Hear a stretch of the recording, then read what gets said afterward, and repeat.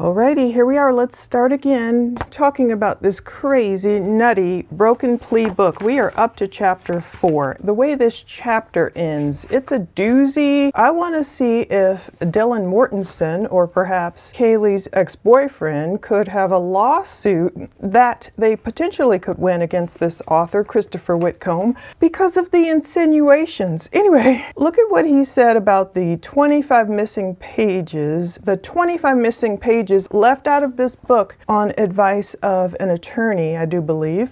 Call to Jack by Kaylee or Kaylee to Jack. Okay, this is the 25 pages that was cut out of my book. Okay.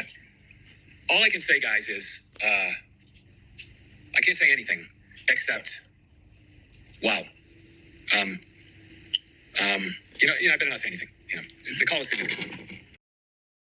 Okay, so that was Christopher Whitcomb, author of Broken Plea, on a YouTube channel named Birdie Hive Mind. And he was, being so coy about that 17-minute phone call between Kaylee Gonzalez and her ex-boyfriend, Jack D. But remember in the book, he had a table, we'll go over it when we get there, where he's saying, Jack spoke with Kaylee for 17 minutes, just, 2 hours before the murders? Okay, we don't know that Jack ever spoke with Kaylee. He doesn't remember according to his interview. That's all we have. But Christopher Whitcomb is playing coy and he's like saying, oh yeah, all I can say is, oh, I better not say anything, but the call is significant. Now, I agree, any call that a victim would have, for 17 minutes, any conversation Kaylee may have had, if she had any conversation at all with Jack, yes, that would be important. He's saying it's significant, but I'm thinking, okay, if it was really that significant, what he's leaving out, in my opinion, and what a lawyer probably made him take out, was 25 minutes worth of finger pointing and blame towards Jack D. If it was that important, okay, why wouldn't Ann Taylor hone in on that phone call and use it as a big part of her defense if her client Brian would have gone to trial at all? Why instead, if there was so much, guilt pointed towards these roommates or ex-boyfriends or whomever, all these red herrings, in my opinion, why wouldn't Brian take it to trial? Why would he plead guilty? It seems like some of these survivors could have a lawsuit on their hands anyway against this author, even with those 25 pages missing. But anyway, let's talk about the foolishness that is chapter 4. It's called Beer Pong, $2 Bill, and the Girl in the Window. This is a doozy. I'm like, whoa. Getting through this, I had to just highlight and calm down. At least the ending of this chapter, to me, in my opinion, it's seriously foolish. There's these theories the author has out of nowhere, in my opinion, that the white table in the living room on the second floor of 1122 King Road, that house, somehow, maybe it got overturned and, some mysterious person who had all this time set it back up right again. There's a lot of blame being cast upon Dylan in so many words. But before we even delve into chapter 4, we're going to really dig into it. I have to say a word about these people, and thankfully not everyone is doing this. People are yelling at each other, yelling at me in the comments, yelling at Anjanette Levy on Crime Fix for even she interviewed the author. Anyone else who's covering this book, some people are like, oh, shut up, ignore it.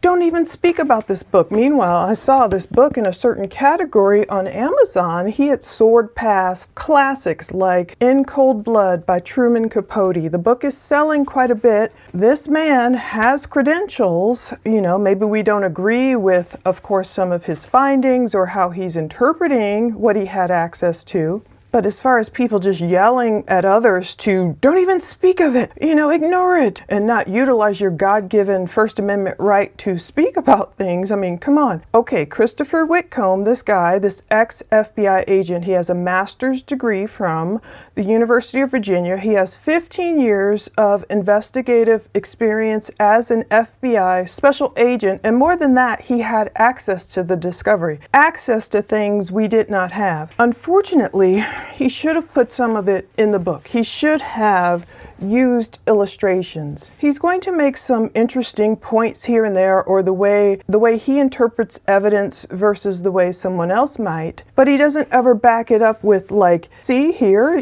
this is what I had, this is the exact evidence, or this is what I'm referencing.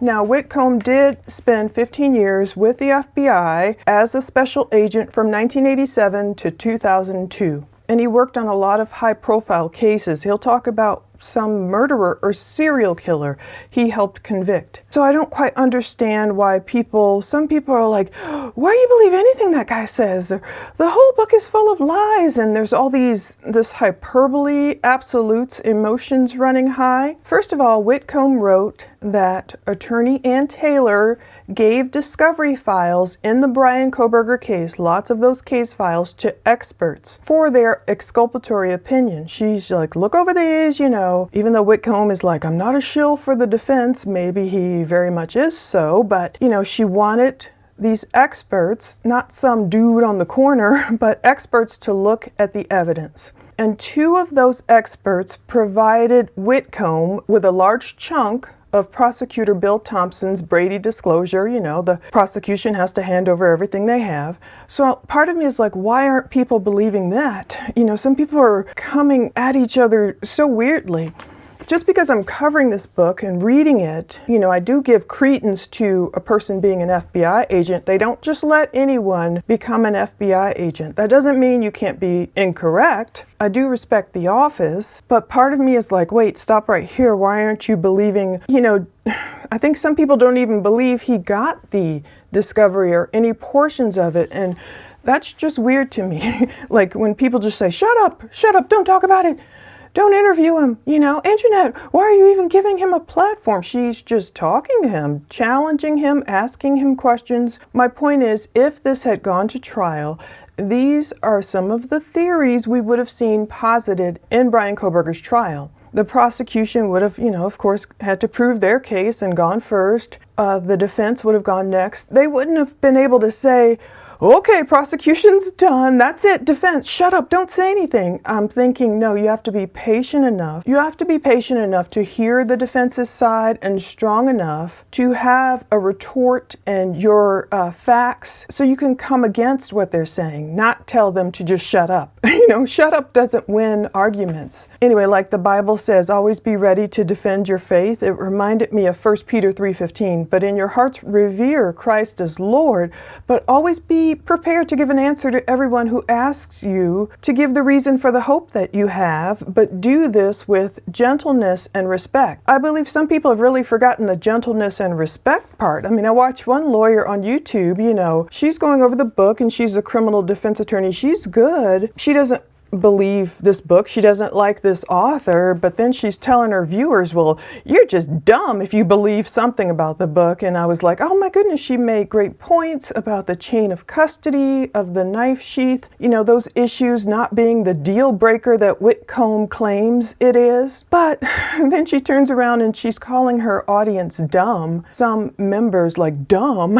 I was like, okay, I'm not subscribing to you. But anyway, I hate to see how some of these people, these people that are going off and screaming at each other without facts or anything, without details. I hate to see how they would treat like their husband or children or colleagues if there was an incident, Imagine if you saw your husband's car banged up in the driveway. He comes home and he walks in the door and he's like, oh my goodness, let me tell you what happened to me. And these non-listening type of people would say, shut up, I don't want to hear it. I know you're lying, Anyway. One woman is like, broken plea, that's full of lies. Why are you even talking about it? It's all lies. Why believe anything this author says? Someone else is saying they don't trust the retired FBI agent. He shouldn't have the file. The file was protected. I think people are just kind of making this up. The expert that gave it to him is just as bad. All these illegal things they're claiming. And I'm like, Ann Taylor gave the discovery to certain experts for their exculpatory opinions. That's how he says he got it, part of the Brady disclosure. So I don't know. I'm like, why aren't people believing this about broken plea. Okay, another person is like, why are you presenting this as truth? And I told her, okay, you must not have watched my videos. And she said she did. And I'm thinking, okay, well, you see my opinion. I'm digging into the facts and I'm debunking what I could. There's this great long list on Reddit, I should link to it, of certain things they're debunking about the book. Well, obviously you have to go through it, obtain it, and read it in order to debunk it. For example, certain portions I believe about what was said on the body cam, I believe those are true. I lined it up with the actual body cam video and what they've redacted. For example, the portion where Officer Nunez walks in, the first responding officer, you hear him try and make sense of things and he's like, dude. And there's all these redacted portions after that. And this is where Whitcomb picks up, where Nunez allegedly says, I think he might have killed himself. And Warner's like, how'd you get there? And he's like, I don't know. And so they're using different jargon and everything, finding Xana and saying, oh, she's dead hard. That's what Hunter Johnson allegedly said. All these things were dropped out of the audio that they gave us. So if we only have his word to go by in terms of what's missing and, the crazy gag order that was imposed, which unfortunately probably left a lot of room for all this misinterpretation and all these speculation and crazy conspiracy theories to thrive, because they left so much information out. I'm not positing this, I'm not putting this book up here as some Bible of some truth. I'm saying, okay, he is quoting the discovery. For example, when the lead detective had that handwritten report writing, oh, sheath was found on the floor next to victim 3. I'm not saying that's fact. I'm not saying the sheath was on the floor. I'm saying the author is right in terms of, okay, that portion was handwritten in the evidence. Yes, that's what he wrote. I'm not saying it's a fact. I'm saying that's what was in evidence. So let's dig in. Before we dig into the craziness of chapter 4, a little story about death and emotional and irrational thinking, irrational communications, because I understand perhaps why people are reacting this way. So a little personal story. My mom died in her sleep in 1999, October 4th.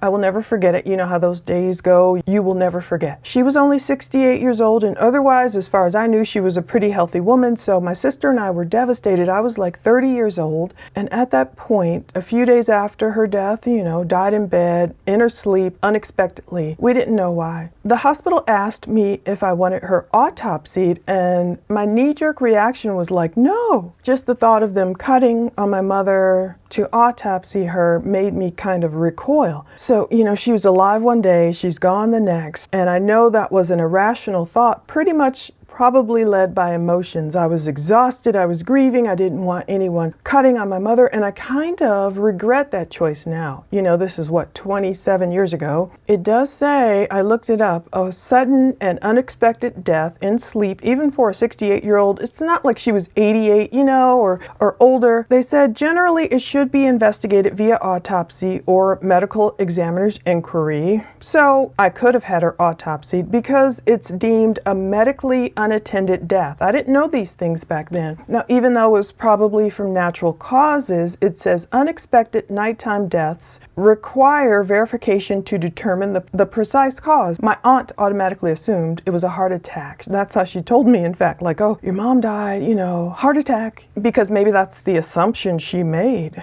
But, could have been, an aneurysm, a pulmonary embolism, rule out these possibilities. Now, only after her funeral at the repast, I learned about, she had cut her hand, recently prior to her death or on some broken doorknob, and she had been bleeding from her ear. This stuff she didn't tell me, of course. You know how moms can be like, oh, I don't want to worry you.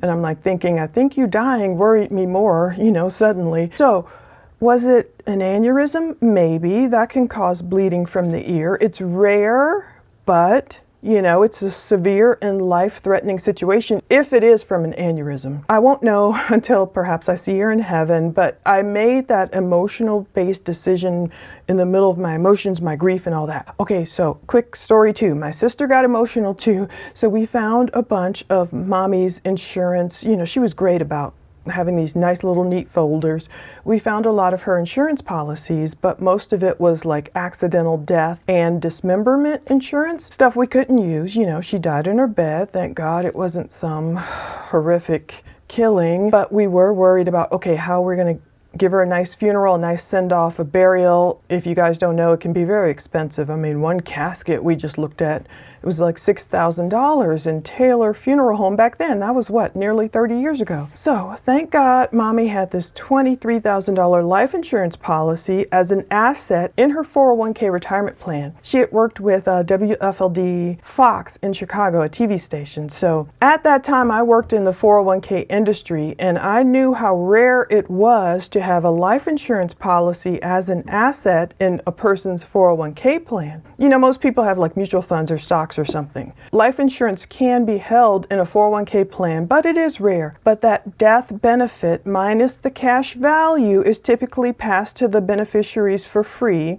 no income tax. Thank God we were able to give that policy directly to the funeral home. I don't know if you're technically supposed to do that, but you know, what did we know? I was 30, I didn't know anything, I was in grief. Okay, but while we were still in the midst of trying to figure out Mommy's life insurance, I was explaining it to my sister like, oh, she has a life insurance policy, thank God, inside her 401k. But my sister, she couldn't grasp what I was trying to tell her at that point. She was, of course, in grief too. We were just shocked. My sister didn't know why I kept bringing up my mother's 401k plan. Why are you bringing up her retirement plan? You know, why are you bringing that up when we're trying to have a conversation about Mommy's life insurance plans? And at one point my sister yelled at me, just stop talking about 401k plans. And I just looked at her like, okay, she's emotional. She doesn't understand what I'm telling her. There's no rationality coming through at this moment. I got quiet. I realized in time she would understand what I'm saying. And eventually she did. Later, you know, we kind of laugh about it now, and she probably doesn't even remember reacting that way. But my whole point is that's how I feel about those screaming emotionally talking about this book. Now, I'm not some pro-burger. You know, one woman had the nerve to write, oh, are you finally coming around? Are you done dragging Brian's name through the mud? And I retorted, look, Brian Koberger damaged his own name when he admitted to entering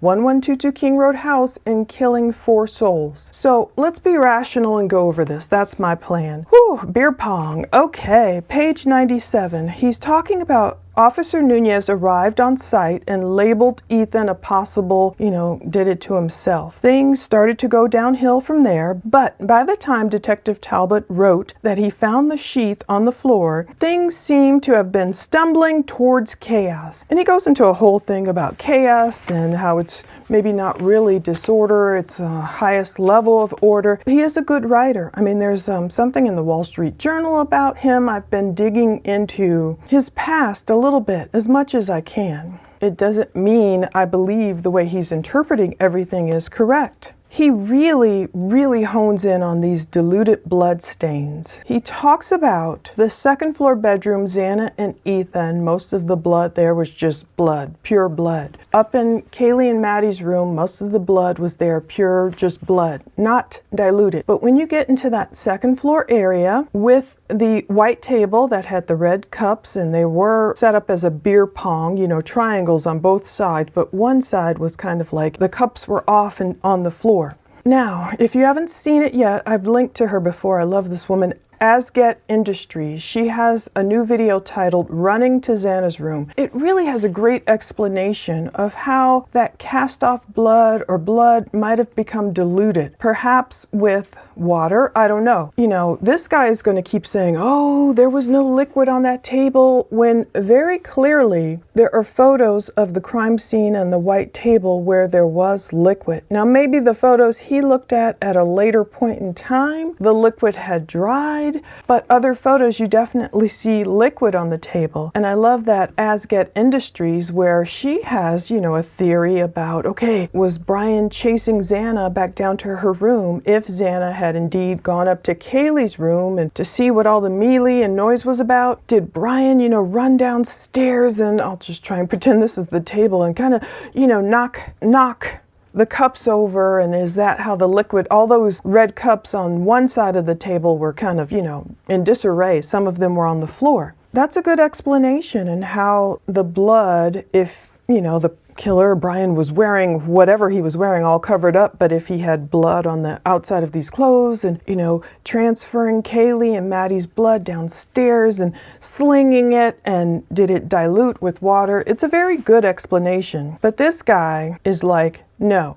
He's saying the answers lie in scrutiny. This is what gets me. In lieu of a trial, he writes, we must dig down into the state's assertion in the plea hearing and work to expose apparent contradictions in search of truth. I know, again, he's defense's side here. However, for his purposes in writing this book, why did he only look to expose apparent contradictions in the search for truth? Why did he not expose confirmations in the search of truth? So that's what gets me. I understand, even as a defense expert, all you do is testify to the best of your ability to the truth. You don't skew your answers or try and misinterpret things just to raise so much doubt. You just hope the truth itself would do that if there were enough doubt. I don't think there is. There are a lot of unanswered questions, I agree. But he does talk about he doesn't hold a forensic analysis certification from any accredited organization, but he does have the master's degree. He does have 15 years with the FBI, no training in forensics. So to me, that was nothing to sneeze at. I think that's part of the reason people are paying so much attention to him. Not only his FBI credentials, but the fact that he had a lot of the discovery. But he flows off into these tangents. That's what he says. At the risk of sounding like a shill for the defense, how could it be that the DOJ itself admits such insufficiencies? So he's talking about the assumption that DNA is the end-all be-all. He starts talking about Salem witch trials and everything, but then he says, how is it possible that state-of-the-art technologies like DNA analysis and cell tower triangulation can be used to identify a killer despite a history of misinterpretation? So the problem is he doesn't get down to the nuts and bolts. He doesn't get down into the weeds about, okay, this is how genealogical DNA did track the DNA on the sheath. It tracked it down. That's how they found Kohberger's father initially. And then the Q-tip, positively identified him when they went out to Pennsylvania, and they positively matched Brian's DNA to that knife sheath DNA. He doesn't go down that road, not that I've seen yet. He does kind of mimic the talking point that, oh, it was just 4 human cells. He makes it sound like it's so minuscule. And maybe his theory is that, oh, since,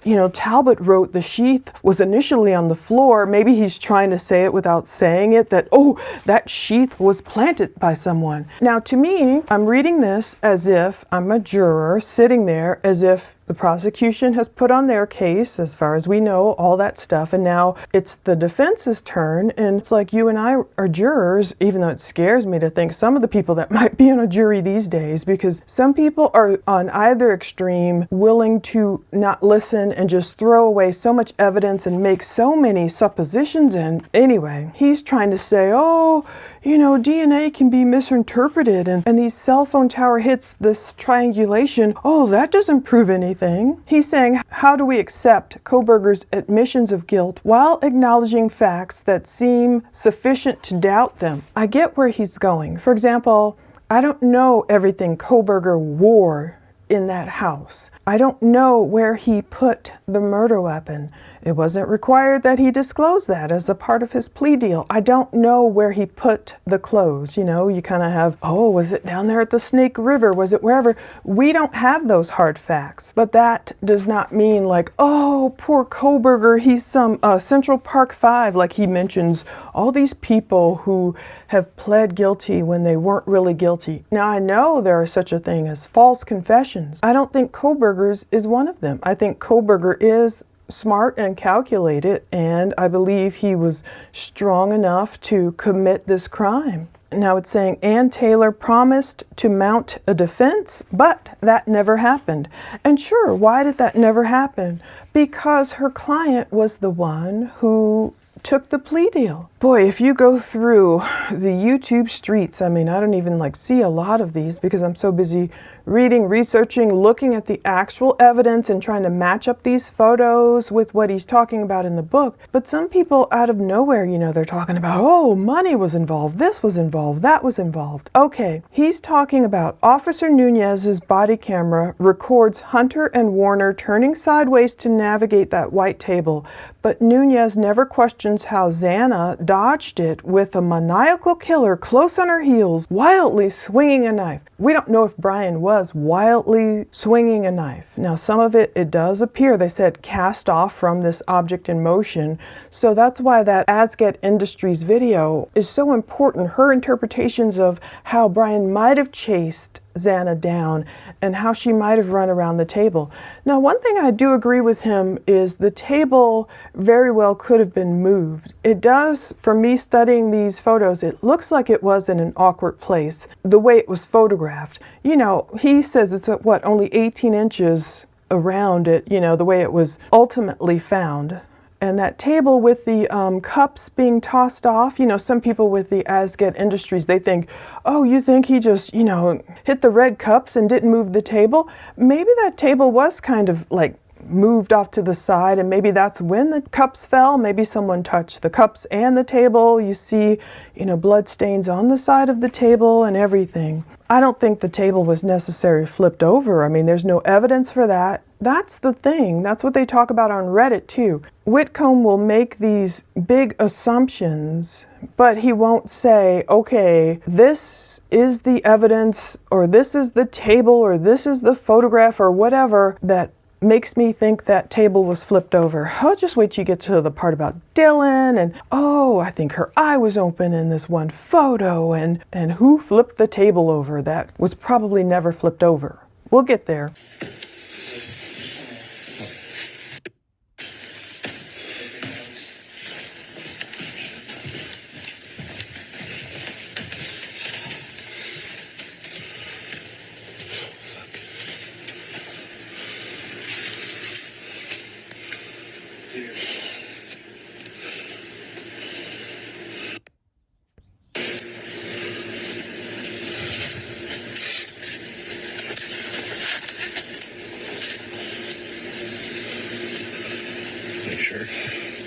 Yeah, they're.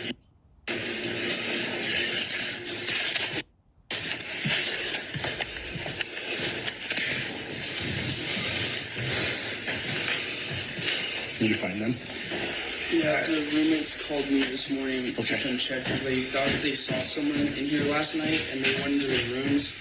I came over when they called and I opened the door and I saw that. Okay. Come check because they thought that they saw someone in here last night and they went into their rooms. I came over when they called and I opened the door and I saw that. Okay. Let's go ahead and step downstairs here. Is there anybody else upstairs? Or anybody else I don't know. Don't touch anything? Don't touch it? I grabbed that knife in the kitchen because when I went in there, I didn't know if there was someone in there. But Okay. I just grabbed it to make sure. You got your ID with you? No, I can tell you my name. Okay. Just sit right here. They're talking about stain 39 demonstrates the appearance of diluted blood stain.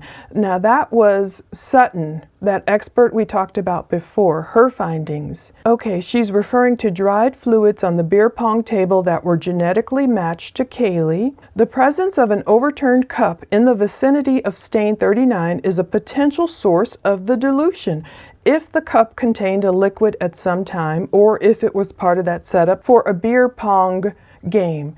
I painstakingly went through and kind of labeled some of these because I wanted to literally look at the stain 39. So I see stain 39 and I see how it's faded. It must have been taken, again, near some overturned cup, and that was potentially, the blood was there, and maybe if there was liquid or water or something they couldn't necessarily, test and know for sure what it was. That's how the blood got diluted, most likely. So I see that. It definitely looks like blood, and it looks like it's been diluted. So you know how we put these images in our videos, but he doesn't have any of that. He's just words here. But He's going to go off kind of on Sutton. Sutton, a professional criminologist, does not explain how she could tell the bloodstains were diluted based on photographs alone. Well, these photographs show us it looks diluted. Even those of us who, we're not experts, of course, in blood spatter or anything, but we can tell it doesn't look like straight out dark red blood. These are the very same stains Detective Talbot noted in his December 6 report as appearing to be liquid. So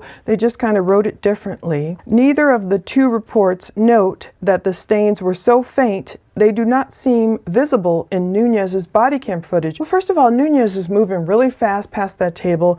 It's farther away. Obviously, these photographs are top-down close-up. What is he insinuating? That, okay, we can't see it in Nunez's body cam. Oh, does that mean he's saying, oh, someone must have planted that blood there later? You know, I don't get what he's saying here. And he's saying further, nothing in police files indicates there was liquid in any of the overturned cups. Police found no evidence of any fluid other than blood on the table. Well, there are very clear photos of liquid, which looks like water, on that white table. So I don't know if he just didn't see certain evidence, like there's clearly this photograph with the beer bottle, the overturned cups. You know, you can see the white table, you can see liquid on it, you can even see a portion of the knife, and you can see, you know, the bottom of the good times sign, the grassy type look, and you can see the side table. There was liquid on that table. Perhaps Whitcomb never saw that photograph, but, you know, he's taking bits and pieces and inferring things that aren't true. He's saying Sutton does not explain why the cups, the bottle, the White Claw can, or the bowl were not tested or even seized as evidence. That would be great if they had been seized as evidence. I don't know if they were or not. However, just because every single item in the room was not seized as evidence, oh, you know, did they seize that good times or good vibes sign? And did they get, you know, samples from every single thing in the room? Well, if they didn't, that doesn't make it shady. That doesn't make Bryan Kohberger less guilty. Of course, you can introduce all sorts of doubt into any case if you're just trying to make your client seem innocent, which he's not. But Whitcomb calls this the first of many questionable assessments. He's talking about Sutton writing that spatter stain F is on the edge of the west side of the table. Presumptive testing of stain F for blood was positive. This stain revealed the DNA of Xana Kernodle. So he gets a lot into the stains, the blood stains, and he talks about different images. ISP image 4687 depicts the view looking across the beer pong table toward the bedroom assigned to Xana Kernodle. I did want to see this photo. Anyway, I will look for it. What's difficult is we were given a huge PDFs as part of our ISP files, as opposed to, oh, this is ISP image 4687. But I want to look for it and put it up here. It says it depicts the view looking across the beer pong table toward the bedroom assigned to Xana. On the right side of this image, one can see a half wall with a wooden ledge and the stairs leading from the second level down to the first parking lot entrance. Near the middle of the frame, the hallway leading from the living room to the bedroom, Xana Kernodle is depicted. Of course, thank God we don't see Xana. But, of course, he's questioning, okay, look, Sutton's already stated the diluted bloodstains on the top surface of the table were genetically linked to Kaylee. The elongated bloodstains on the wall, the west side of this wall, were genetically linked to Xana. So he's saying, how is it possible that one cast-off bloodstain would print on the top of the table while a second somehow printed on its side? And that's where we can look at that excellent Asget Industries illustration where she's showing, okay, imagine Brian's running downstairs. He has Maddie and Kaylee's blood already on him. He's running down chasing Xana. You know, did he touch the table, move the table, kind of throw the cups out of the way or something, trying to get to Xana? And I'm thinking, okay, did he nick Xana at all? Did any of Xana's blood at that point get mixed in and diluted. And then by the time Xana made it towards her room or in her room and he finally ended her life, of course, that's why it would be the huge blood-shedding moment and all the undiluted blood in there. But he wants to kind of maybe confuse people and get them thinking. That's why illustrations like that woman did are so important, because juries need to be able to picture what potentially could have happened, especially in the face of a defense expert like this trying to bring all these questions up. Wait, Ethan, he was murdered in bed more than 20 feet away. How did his undiluted blood end up at the top of the stairs, the top of that staircase to the first floor when the killer left through the kitchen? I don't know. I don't know in which order. Unfortunately, they were felled.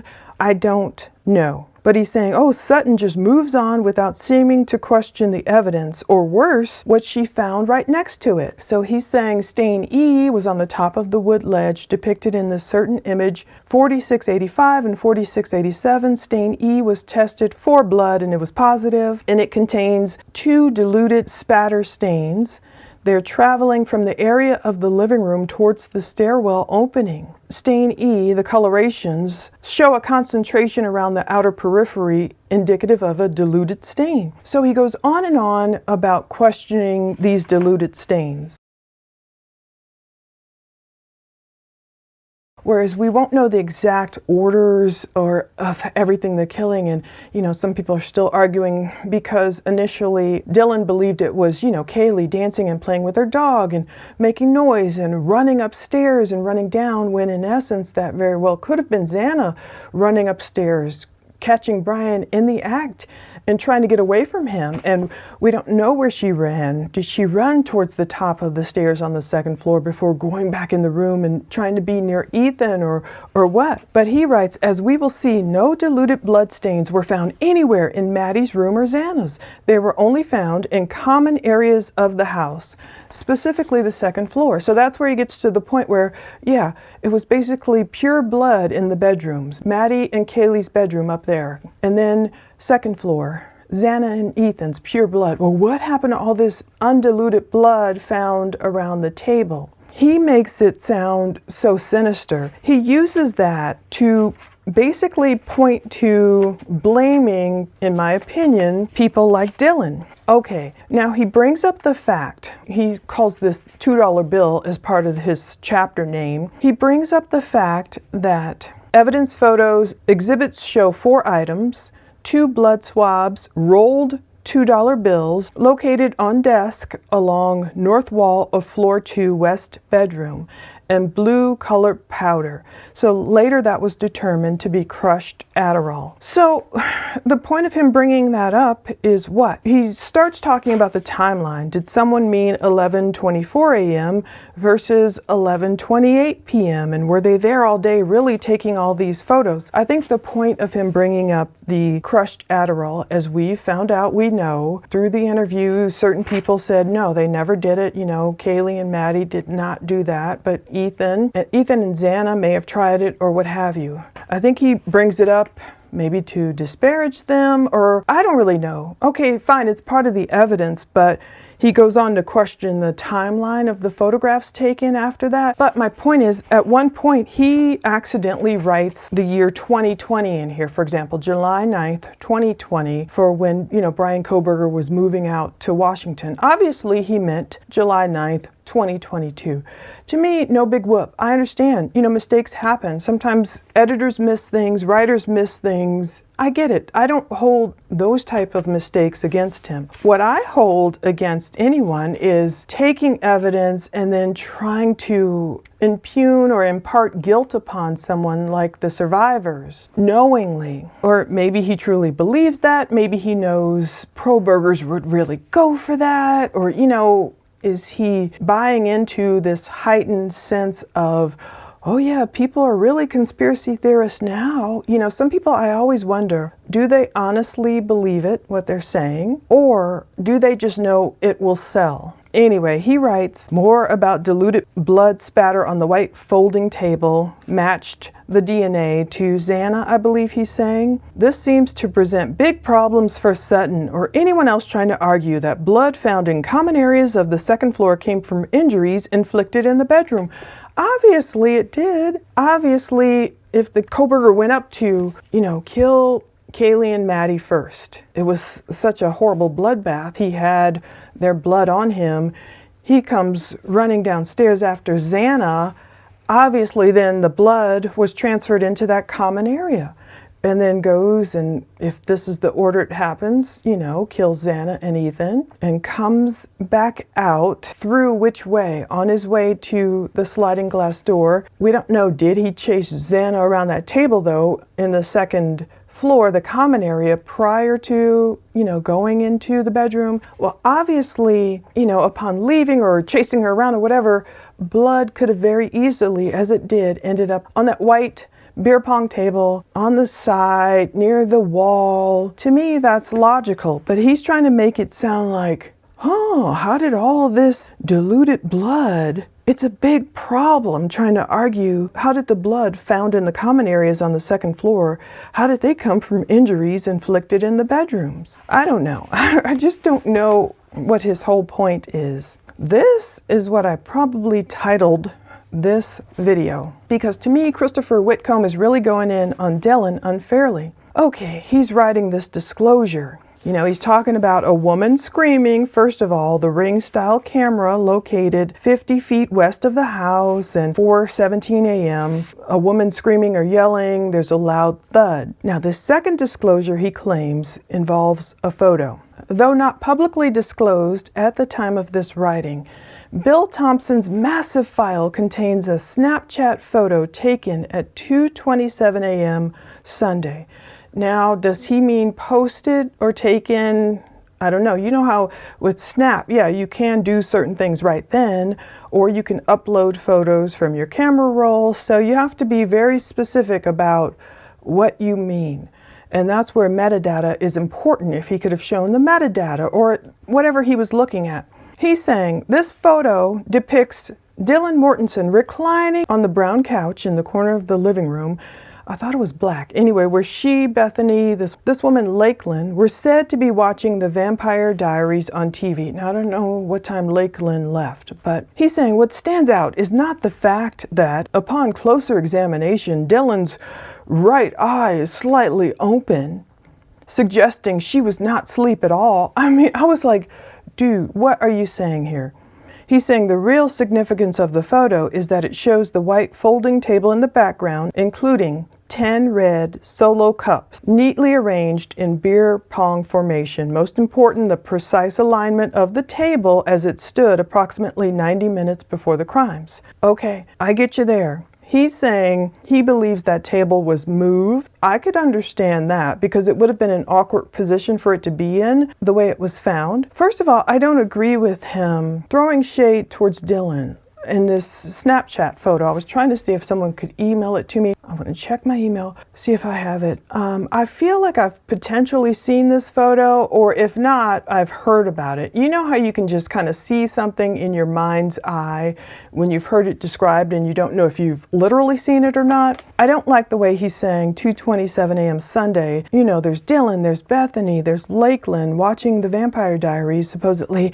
But Dylan, she has her right eye slightly open, suggesting she was not asleep at all. Already, you know what he's inferring. He's inferring, no wonder he had to take stuff out. He's inferring, oh, Dylan's playing possum. Why is she doing that? She's pretending to be asleep. She's not really asleep. This is 90 minutes before the crimes. I mean, seriously, I hope Dylan has a great lawyer. He wrote, had investigators found this photo and used the console or plank lines on the floor to measure proximity, they would have discovered that the table was not where Nunez found it when he had arrived. Why wouldn't he put a side-by-side? Okay, fine, he could have, redacted Dylan and all the girls or whatever. He could have easily put the photo, Snapchat photo here, side by side and shown us what he's talking about. But And then he starts off analyzing the sound of the ring cam thud. Police might have speculated that it was the table flipping over that stood out in the middle of Xana's screams. Together, the two new clues might have presented detectives the best evidence yet that whatever happened in the living room that night may not have been what witnesses told them. And then he says there's more. Okay, he's talking about November 16th interview that Bethany had. She'd gone to Reno, Nevada. And he kind of dogs out the way Sergeant Baker spelled Matthew Nguyen's name of the Nevada State Police. Okay, he's saying, we will revisit this interview in depth later, but he's saying one disclosure warrants a mention. According to Blaker's report, Supplemental 90, Bethany told me prior to hearing the firecrackers, she thought she heard Murphy bark. She also heard what she thought was the beer pong table moving and cups falling. Well, in addition to you told him that you heard the pong table slide on the floor like someone had bumped into it. Mm-hmm. Did you hear anything? Cups fall or something. You heard what? Either cups fall off of it or like the table move to the side. Is that like right over your room? Do you remember what position the beer pong table was in before you went to bed? Like either it's just like that, like straight. Coming from the kitchen. It's like right in front of it. So not off to the side a little bit or anything like that? Mm-hmm. Unless someone moved it to get past it or something. Was it normally in that same position? Yeah. So if I were to walk from your kitchen in Dylan's area of the house, take the step up, and I walk into the living room area, it's going to literally be right in front of me. So kind of centered in the door. Pretty much, or like a little to the side of the door. Okay. Just so people can get through, but... To the right or the left? The right. So it would be more pushed to the right? It would be more pushed to the left, like towards the wall. Okay, to where that little nightstand is? Yeah. Okay. Because it wasn't straight when we found it. Oh. It was kind of crooked a little bit, so what you're saying makes sense to me now. Now, if you listen to the interview, I should look for it. She heard the cups falling. Not necessarily maybe the table moving, but I believe the table may have been moved. Christopher Whitcomb takes it out there to this nth degree, and he says the possibility that Xana knocked over the table while fleeing for her life is not hard to imagine. Why would he think it's the table that was the thud and not a body falling that was a thud? He's saying it's perfectly plausible that Bethany was awakened by the violent struggle directly above her. She mistook the flip of the table for the loud report of a firecracker, followed by the beer pong table moving and cups falling. He's saying what does not seem plausible to me is the possibility that Dylan heard none of this while standing in her room less than 8 feet away. Who said Dylan heard none of this? First of all, no evidence to suggest a beer pong table flipped over. That's just his imaginations, ruminations. And he's like, oh, what's even stranger, nobody ever asked, a single question in 3 formal interviews. They didn't ask Bethany how she heard Xana and her assailant in the bathroom, but not the struggle leading up to it. I don't know. I feel like he's putting words in the survivors' mouths. First of all, Dylan did hear stuff. Bethany heard stuff she described as a flash and a firecracker. Part of me thinks that might have been at some point, was it Molly McMichael's? Because he talks about Molly McMichael too in here. We'll get to her. I think I skipped over her. The girl in the window. Her flashlight, is that what Bethany saw? I don't know. But he talks about all these anomalies. Just because a person didn't ask this question or that question, everything is so shady. He really just spends a lot of time on the diluted blood, though, where it could be the simple explanation as get depicted in her video. But the way he ends this chapter 4 is the end-all be-all. He's like, the problem is not that someone knocked over the table. It's that they may have had the time and inclination to pick it back up. First of all, it doesn't make much sense. If the table was knocked over, why would someone... Obviously, all the cups would have fallen. That beer bottle would have fallen off the table. Why would someone pick it back up and then neatly arrange the beer pong only on one side and put the beer bottle back? That, to me, is defying logic. But the point is, he's saying, first of all, he goes into it about, oh, Dylan, her eye was really open in that Snapchat photo, slightly like she's playing possum, like she's being deceptive. And then he goes, the problem is not that someone knocked over the table, it's that they may have had the time and inclination to pick it back up. So obviously he's saying, oh, it wasn't Koberger, who would have been in and out of there in about 4 minutes. It was someone who probably lived there, who had the time and the motivation to pick a table back up. It's honestly ridiculous. The only thing he talks about in The Girl in the Window is Molly McMichael, and she had difficulty.